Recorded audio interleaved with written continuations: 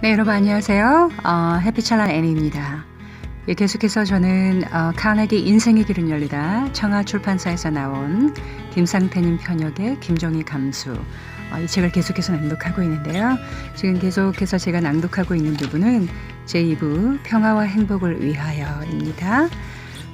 그 중에서 평화와 행복의 정신 상태를 기르는 방법, 이번에는 제6장 레몬이 있으면 레몬 주스를 만들라, 이 부분을 여러분들과 같이 한번 낭독해 볼까요?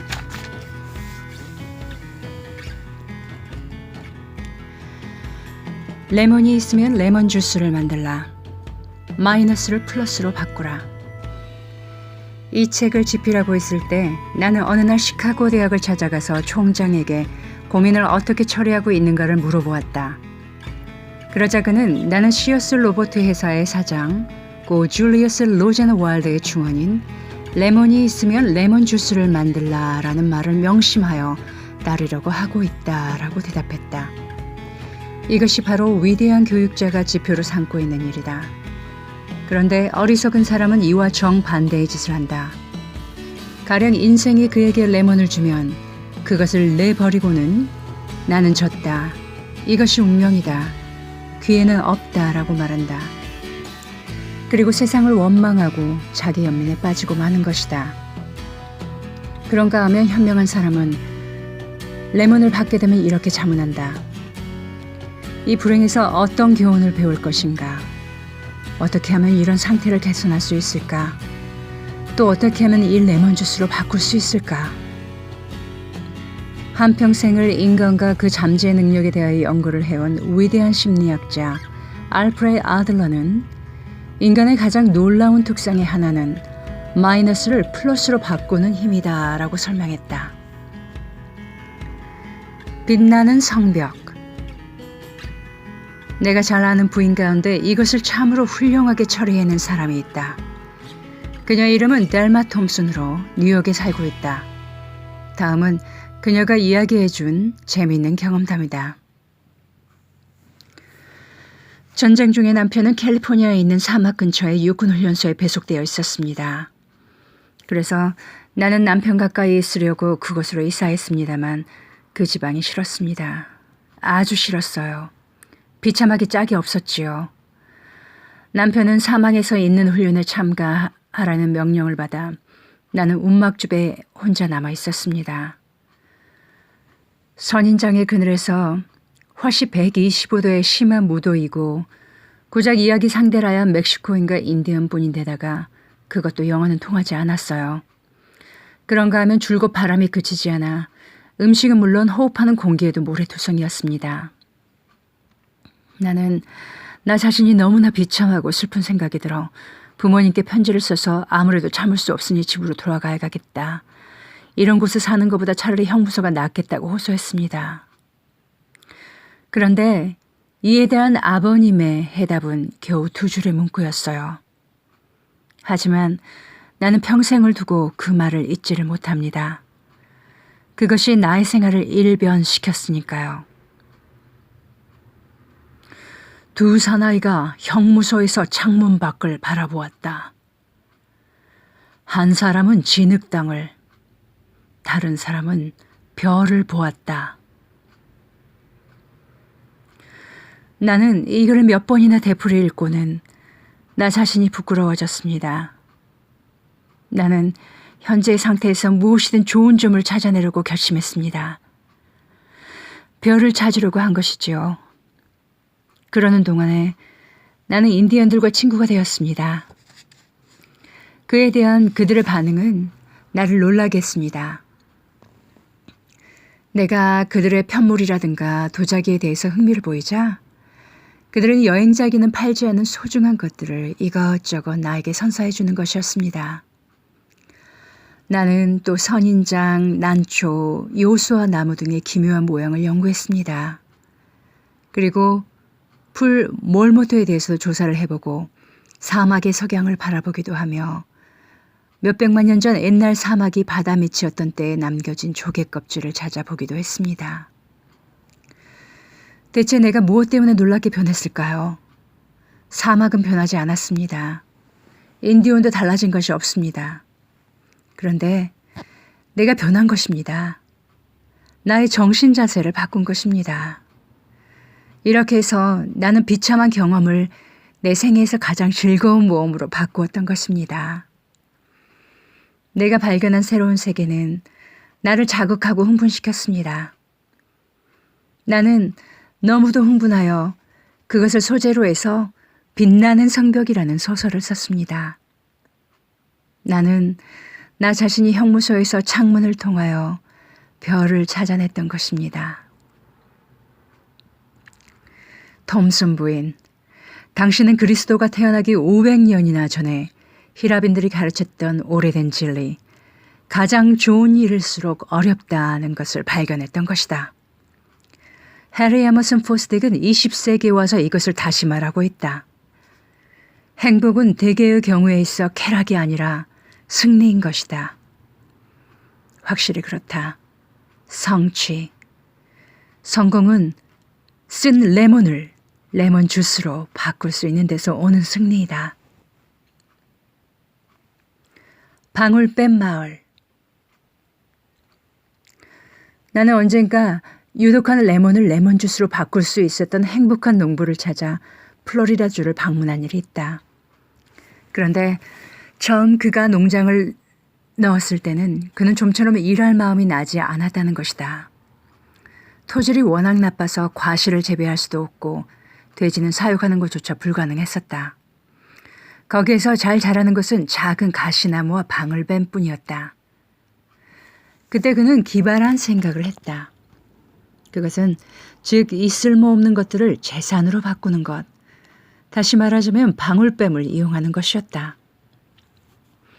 그는 방울뱀 크기로 통조림을 만들기 시작했던 것이다. 수년 전에 내가 그곳을 방문했을 때 그 방울뱀 농장을 구경하러 오는 여행객이 1년에 20만 명이나 된다고 들었다. 그의 사업은 성공하고 있다. 독사의 이에서 뽑은 독은 항독용 독소로서 각지의 연구소로 보냈으며 그 가죽은 숙녀용 구두라든가 핸드백 재료로서 비싼 값에 팔리고 있었다. 나는 그곳에 그림 엽서를 사서 그 마을 우체국에서 붙였는데 그 지방은 독 있는 레몬을 레몬 주스로 바꾼 사람을 기념하기 위해 플로리다주 방울뱀 마을이라고 이름을 바꾸었다. 우리의 약점이 우리를 돕는다. 니체의 초연에 관한 법칙에도 궁핍을 참고 견딜 뿐만 아니라 궁핍을 사랑하는 자가 초인이다 라고 했다. 나는 성공한 사람의 경력을 연구하면 할수록 다음과 같은 사실들을 확신하기에 이른다. 실로 수많은 사람들이 약점을 갖고 있었기 때문에 성공하고 있다. 말하자면 그것이 노력과 성공의 자극제가 되었던 것이다. 윌리엄 제임스의 말에 따르면 우리의 약점 그 자체가 뜻밖에도 우리들을 돕는다. 분명히 그렇다. 밀턴은 장님이었기 때문에 보다 뛰어난 시를 썼으며 베토벤은 기머거리였기 때문에 보다 우수한 음악을 만들었는지도 모른다. 헬렌 켈러의 놀라운 생애 역시 장님과 기머거리였기 때문에 자극되어 가능했는지도 모른다. 만일 차이코프스키가 의욕을 상실하지 않고 그의 비극적 결혼 때문에 자살하기 직전까지 쫓기지 않았다면, 그리고 만일 그의 생활이 슬픈 것이 아니었더라면 아마도 그는 불후의 명작 교향곡 비창을 작곡할 수 없었을지도 모른다. 또 만일 도스토옙스키나 톨스토이가 고난의 생활을 해오지 않았더라면 그들은 아마 저 불후의 소설을 쓰지 못했을지도 모른다. 만일 내가 심하게 병약하지 않았더라면 하고 이 세상에서 인간의 과학적 관념을 일변시켰던 학자는 말하고 있다. 만일 내가 심하게 병약하지 않았더라면 그토록 많은 일들을 이룰 수 없었을지도 모른다. 이것은 자기의 약점이 생각지 않게 도움이 되었던 사실을 고백한 찰스 다윈의 말이다. 만인에게 사랑을. 찰스 다윈이 영국에서 출생한 날 하나의 어린아이가 켄터키주 숲속의 통나무 숲에서 태어났다. 그도 또한 자기의 약점이 도움을 주었는데 그의 이름은 에이브럼 링컨이다. 만일 그가 상류 가정에서 자라났더라면 그리고 하버드 대학의 학사학위를 받고 행복한 결혼 생활을 보냈더라면 그가 캐티지버그에서 연설한 불후의 명언은 없었을지도 모른다. 또 두 번째 대통령 취임식 석상에서 행한 저 고귀한 문구. 일찍이 인간의 통치자가 말한 것 중에서 가장 고귀하고도 아름다운 말을 입에 담지 못했을지도 모른다. 아무에게도 악의를 품지 말며 만인에게 사랑을. 폭풍이 해적을 만든다. 해리 에머슨 포스딕은 사물을 갯두루 보는 힘이라는 그의 저서 가운데 이런 말을 했다. 스칸디나비아에는 북풍이 해적 바이킹을 만든다라는 속담이 있는데 이것은 우리의 생활에 대한 일종의 격려라고도 할 수 있다. 안정되고 유쾌한 생활, 편한 따위가 인간을 선량하게 만들며 행복하게 한다는 생각은 어디서 나온 것일까? 자기 연민에 빠져있는 인간이라면 푹신한 자기 침대 위에 가만히 누워있어도 여전히 자기를 가련하게 여기는 것이다. 그러나 역사를 통해서도 알겠지만 인간이 자기가 책임을 지고 나면 성격과 행복은 선악과 무관심을 불문하고 어떤 경우에 처한 사람에게도 찾아드는 법이다. 그러므로 북풍이 해적 바이킹을 만든다고 하겠다. 희망이 없어도 해야 하는 이유. 가령 우리가 전혀 의욕을 상실하고 레몬을 레몬 주스로 바꿀 만한 희망을 잃었다고 하자. 그러나 그런 때일지라도 해보야 할 두 가지의 이유가 있다. 한 것만큼은 이득을 얻고 잃는 것은 아무것도 없다는 두 가지 이유이다. 첫째, 우리는 성공할지도 모른다. 둘째, 비록 성공하지 못한다 해도 마이너스를 플러스로 바꾸려고 시도하는 것만으로도 뒤를 돌아보지 않고 앞을 내다보게 만든다. 그 때문에 부정적인 생각이 긍정적인 생각으로 바뀌는 것이다. 그것이 창조적인 에너지를 해방시켜 우리를 바쁘게 하며 영원히 지나가 버린 일에 대해 고민할 시간이나 기분을 없게 한다. 손실에서 이익을 올리는 지혜. 세계적인 바이올린 연주가 오레부르가 파리에서 연주하던 중 바이올린의 현이 뚝 끊어진 일이 있었다. 그러나 부르는 세 줄로 그 곡을 연주해냈다. 그것이 인생이다. A현이 끊어져도 세 현으로 무사히 끝마친다는 것이. 이것은 해리 에머슨 포스딕이 한 말이다. 그것은 그저 단순한 인생이 아니다. 어쩌면 인생 이상이다. 빛나는 인생인 것이다. 만일 나에게 그렇게 할 수 있는 힘이 있다면 나는 다음과 같은 윌리엄 보리스의 말을 동판에 새겨 국내의 모든 초등학교 교실에 걸어두도록 하겠다. 인생에 있어 가장 중요한 것은 이익을 자본화하지 않는 것이다. 그런 일이라면 바보라도 할 수 있다. 진실로 중요한 것은 손실에서 이익을 올리는 것이다. 그러자면 지혜가 필요하다. 이 점이 분별 있는 사람과 어리석은 사람의 차이를 만드는 것이다. 그러므로 우리에게 평화와 행복을 가져오게 하는 정신사세를 기르게 하기 위해 지켜야 할 6번째 법칙. 운명이 레몬을 주었다면 그것으로 레몬 주스를 만들려고 노력하라. 네, 여러분. 네, 이번 장 잘 읽으셨는지요? 글쎄요, 정말 인간의 힘이라는 것은 이 마이너스를 플러스로 바꾸는 힘이다. 그러려면 지혜가 필요하다고 하죠.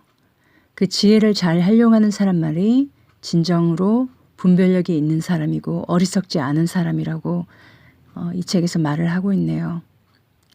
어떠한 어려움이 왔을 때 그것을 받아들이는 마음의 자세가 중요한 것 같습니다. 그 어려움이 왔을 때 불평하고 불만하고 한탄하고 그렇다면 정말 자기만 더 비참해지는 거죠. 그런 불평보다는 어려움이 왔을 때 거기에 도전하고 내가 이 어려움을 통해서 좀 더 성장할 수 있고 어떻게 발전할 수 있을까 이렇게 마음을 바꾸고 정말 그 스디슨 레몬에서 레몬 주스를 만들어서 유용하게 내 삶의 발전과 성장과 걸음이 될 수 있는 그런 기회가 되게끔 우리 모두가 이렇게 한 걸음씩 발전해 나간다면 반드시 행복할 수 있을 거라고 생각합니다. 저는 좀 개인적으로 약간 좀 외롭게 떨어져 있는데요. 가족들하고도 친구들하고도 그렇고요. 그래서 저도 한때 약간 우울감과 그리고 또 불평불만이 좀 있었던 것 같아요. 하지만 이렇게 지금 생각해 보면 그 소위 말하는 저도 이렇게 형무소에 살고 있던 그런 느낌이 들었어요. 하지만 이렇게 창문을 열고 그 어두운 바닥의 진흙을 보는 것보다 밤하늘에 빛나는 밝은 별, 아름다운 별을 볼 수 있는 그런 긍정적인 마음을 갖도록 지금도 노력하고 있고요. 그리고 많이 성장했다고 생각합니다. 그게 또 아주 우리의 삶의 묘미겠죠. 네, 계속해서 제7장 여러분과 곧 같이 만나뵙겠습니다. 7장에서요.